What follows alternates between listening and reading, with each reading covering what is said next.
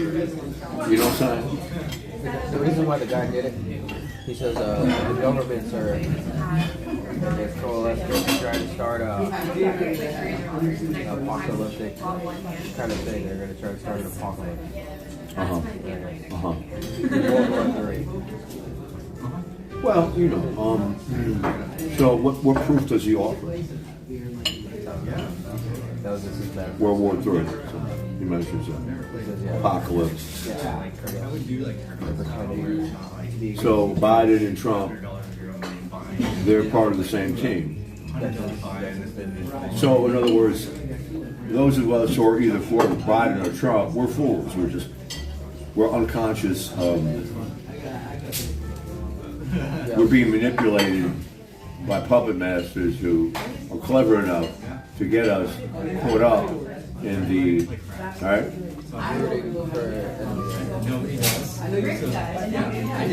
So there are no differences between Biden and Trump that are meaningful, according to this. There are no real, it's just all hoopla. It's just all smoke and mirrors. I mean, you have socialist groups who will more or less say that too, that I used to be around. You know, they'll say the two-party, the blah blah blah. They're all the same. Don't waste your time with them. It's a variation on the theme. It's like not new, but it's the latest edition. I'm trying to talk loud so you can all hear me. But at 1:30 this afternoon, right here in Collect Pond Park, which is directly opposite of a New York County Criminal Court at 100 Center Street, where the trial of former President Trump is currently taking place. We observe a male walk into the park. He walks into the center of the park. When he's in the park, he starts shuffling around his clothes. He opens up a book bag. From the book bag, he takes numerous pieces of paper, pamphlets out.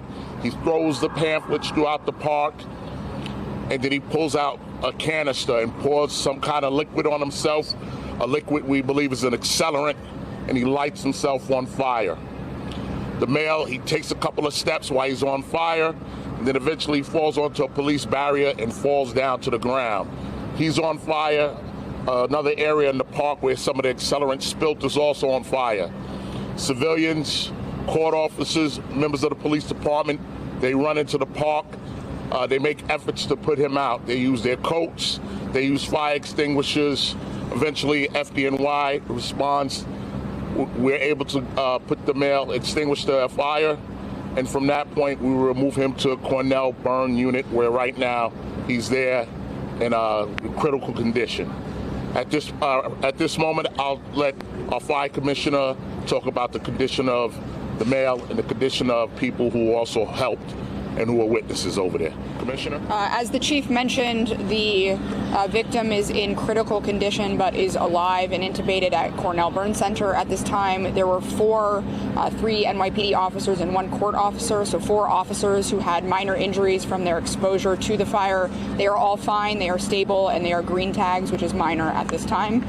We were on scene, as the chief mentioned. EMS did treat and transport the patient, and we do have our fire marshals here helping with the investigation at this time.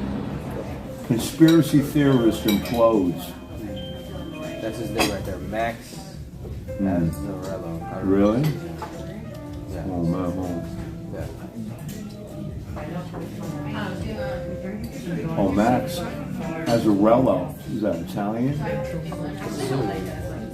Bipartisan totalitarian con. Wow. Wow. Max Azzarello. Perfect.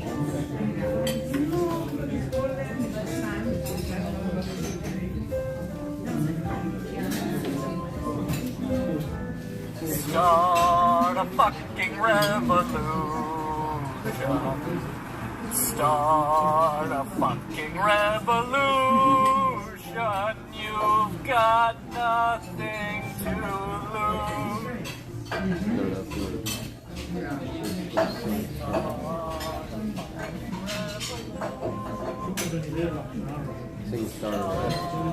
Battle him of the Republic. So yeah, he says not all the way there.